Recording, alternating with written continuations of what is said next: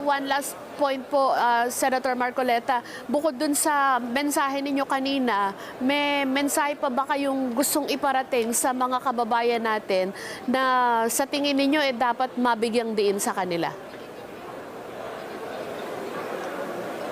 Ayun nga, yung gusto kong mabigyan ng diin ay iwasan na natin yung paligsahan sa pagsisisihan.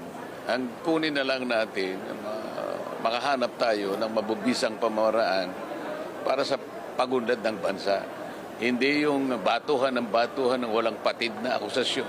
Samantalang ang kinakailangan ay makahanap ka ng lunas para sa napakaraming problema ng bansa. Wala nang hihigit pa rito eh.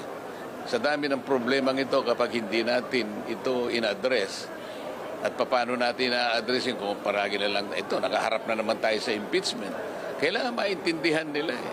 Ito lamang impeachment na parang nakabara sa lamunan natin.